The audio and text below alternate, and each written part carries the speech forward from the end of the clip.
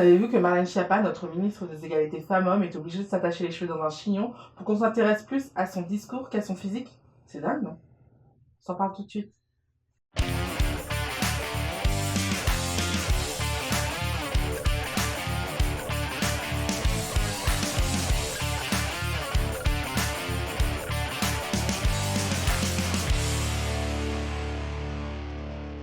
Et salut mes petites licornes, je suis ravie de vous retrouver pour cette vidéo qui est hyper importante pour moi. Une fois n'est pas coutume, cette vidéo sera plus un coup de gueule qu'un coup de cœur. Mais je tenais à tout prix à faire cette vidéo parce que vous avez été nombreux à me dire dans les commentaires à quel point vous souffriez d'avoir un physique hors norme et à me demander comment je faisais pour m'assumer autant.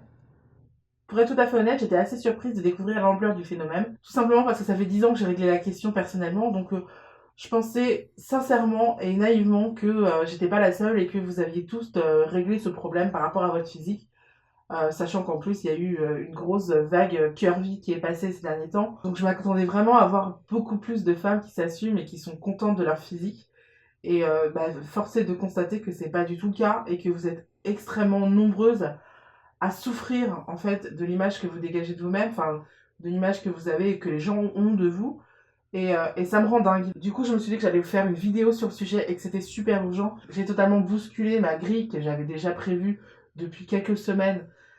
J'ai totalement bousculé pour pouvoir vous faire cette vidéo parce que pour moi c'est hyper important et je pense que c'est capital d'ailleurs. Et je pense que toutes les femmes devraient voir cette vidéo parce que ça ne concerne pas que les ronds, en fait ça concerne toutes les femmes. Et c'est vrai qu'en interrogeant mes proches, que ce soit mes amis, ma mère, ma tante, plein de gens, je me suis rendu compte à quel point il y avait une réelle souffrance de la part des femmes par rapport à leur physique. C'est juste incroyable, c'est juste pas possible. C'est juste pas possible. En 2018, on peut pas souffrir autant par rapport à son physique. Et même dans vos commentaires, la douleur est évidente, criante, voire même palpable. Et je me suis dit qu'il était grand temps de vous faire une vidéo pour vous rappeler que rien ne cloche chez vous. Si quelque chose ne va pas, c'est dans cette société qui vous met une pression énorme sur les épaules pour ressembler à un certain type de femme. Un idéal que toutes les femmes ne peuvent tout simplement atteindre, d'ailleurs je trouve ça très bien. Ces derniers temps on parle énormément de la charge mentale des femmes car le foyer et le fonctionnement du foyer reposent souvent sur leurs épaules. Il s'agit de l'entretien de leur maison, du bien-être, de l'emploi du temps, de leurs enfants ou de leurs compagnons. Tout repose sur leurs épaules. Et ça, il faut le faire en étant la plus sublime possible. Même en sortant de la maternité, où elle s'est fait exploser la tocha pendant des heures, pendant l'un des moments les plus importants de sa vie de femme, Kate Middleton se devait d'être tirée à 4 épingles, maquillée, les ongles manicurés et le brushing parfait. Alors que, pardon, mais son mari, il est chauve, quoi. D'ailleurs, puisqu'on parle de la famille royale d'Angleterre, comme vous, je n'ai pas manqué un morceau du mariage de Meghan et Harry. Mais quand j'ai entendu le récit de leur rencontre, une chose m'a frappée. Alors qu'une amie en commun était sur le point de les présenter l'un à l'autre, la première chose qu'elle demandait à Harry, c'est de savoir si Meghan était jolie, alors que Meghan a demandé si elle était gentille.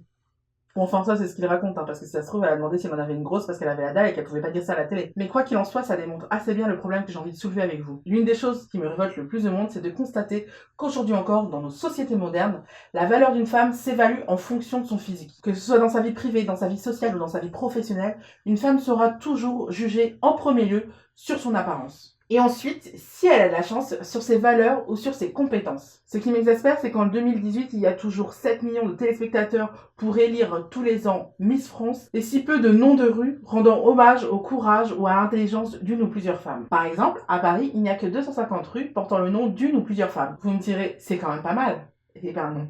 À Paris, il y a quand même 6000 rues. Ce qui est grave, c'est qu'aujourd'hui encore, si une femme n'est pas considérée comme jolie, elle a très peu de chances d'être estimée. Ce qui me rend dingue, c'est que dans le pays où on a inventé la démocratie et les droits de l'homme, une femme est plus considérée comme un objet d'ornement, comme un être humain à part entière qui a des qualités autres que son physique. Personnellement, je vis assez bien le fait d'être ronde. Je me trouve jolie malgré tout et qu'on soit d'accord ou pas avec ça, ça ne m'intéresse absolument pas. Je suis donc ce que j'appelle moi-même une curvista. Une fille qui aime la mode, le maquillage, le lifestyle et toutes ces choses-là qui font qu'une femme se sente belle. Tout simplement parce que je considère que j'y ai droit. Mais j'ai tellement de peine pour celles qui ont du mal à s'assumer et qui s'empêchent de vivre plein de choses par peur du qu'en dira-t-on. Et puis même moi, il y a quelques temps, j'étais comme elle. Mais bon, ça, c'était avant. Mais bon, en même temps, ronde ou pas, comment être épanouie dans une société où on te renvoie en permanence à ton reflet dans le miroir? Comment avoir de l'estime de soi quand on rate un travail, une augmentation ou une promotion juste parce qu'on est hors norme? Comment se sentir valorisé tel qu'on est quand la plupart des hommes s'intéressent aux femmes d'abord pour leur physique et ensuite si elles ont de la chance pour autre chose. Mais bon, ça c'est vraiment si elle a de la chance.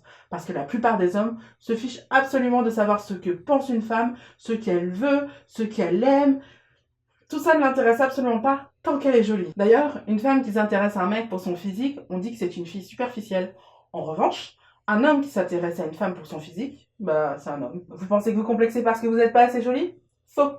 Vous complexez parce que vous évoluez dans une société qui attache tellement d'importance à l'apparence des femmes que vous avez l'impression de la trahir en n'étant pas exactement ce qu'elle attend de vous, ou plutôt ce que vous pensez qu'elle attend de vous. Alors qu'en réalité, pour peu qu'on ait l'esprit ouvert, vous êtes quand même vachement plus jolie que vous le pensez. Puis de toute manière, on s'en fiche de tout ça. Parce que votre corps, ce n'est rien d'autre qu'un outil qui vous permet d'aller d'un point A à un point B. Votre visage, également un outil qui vous permet de conserver votre cervelle, vos yeux, votre nez, votre bouche, vos oreilles, vos dents sur un même objet. Et laissez-moi vous dire une bonne chose.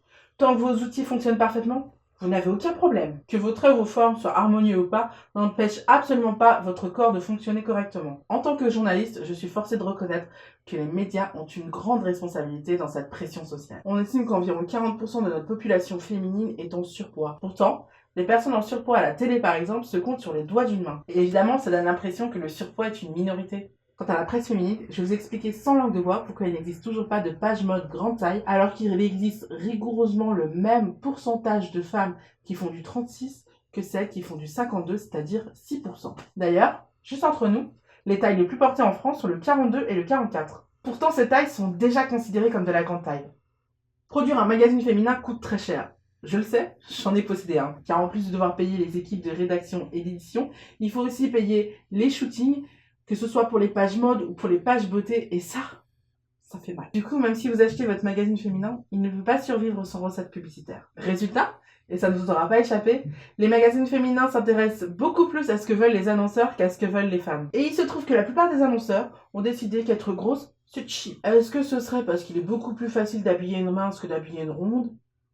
C'est une possibilité que je n'exclus absolument pas. Et puis n'oublions pas que dans ces annonceurs, il y a ce qu'on appelle aujourd'hui l'industrie de la minceur, qui comprend tous les produits cosmétiques, les régimes miracles, mais aussi les médicaments. Du coup, l'intérêt des magazines, des marques de fringues, de l'industrie cosmétique et de l'industrie pharmaceutique est de vous faire croire que si vous ne faites pas un 36, vous avez un problème. Mais comme je vous l'ai déjà dit, si tout fonctionne parfaitement, vous n'avez pas de problème. Mais mieux encore, vous ne vous résumez pas à votre physique, vous êtes bien plus que ça. Placez votre valeur en fonction de votre apparence. C'est juste?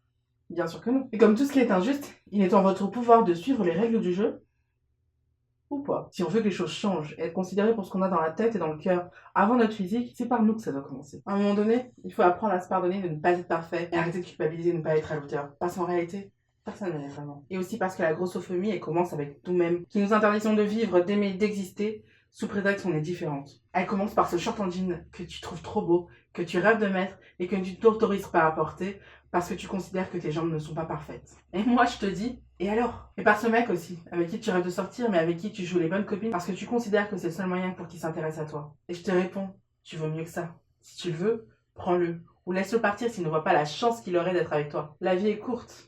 Arrêtons de nous inventer des problèmes. Et si les femmes arrêtaient de se mettre la pression par rapport à la physique, et truc de dingue, si elles refusaient qu'on les considère pour leur physique. Et si on arrêtait de se taire quand un poste nous passe sous le nez pour une femme plus belle. Et si on envoyait chier ce mec qui n'a que tu es jolie à nous dire pour nous draguer.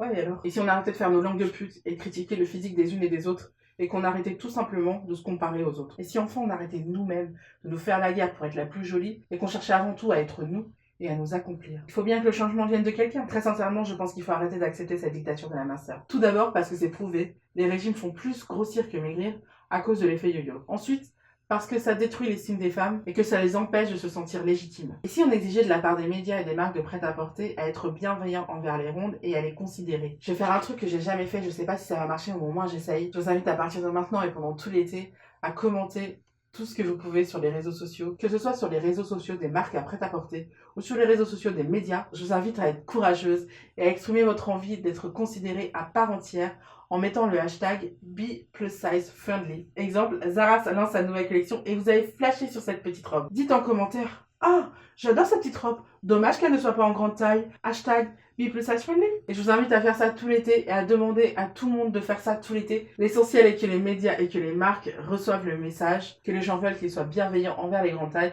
et qu'ils les considèrent à part entière. Alors je sais, j'en entends déjà me dire que je fais l'apologie de l'obésité qui est une maladie, ce qui est premièrement et concrètement totalement impossible puisqu'on fait l'apologie d'une idée et pas d'une maladie. C'est bien que l'obésité n'est pas une maladie, mais ça je développe dans ma vidéo sur le scandale autour de l'obésité que je t'invite à lire en cliquant ici. Ensuite, je ne dis absolument pas qu'être ronde c'est génial et qu'il faut que tout le monde le soit. Je dis juste que ce n'est pas la fin du monde.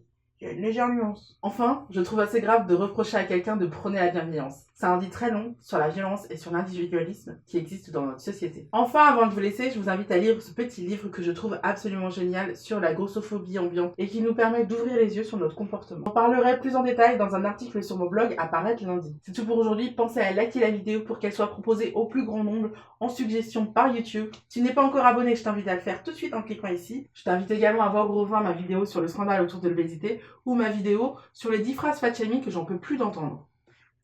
À bientôt!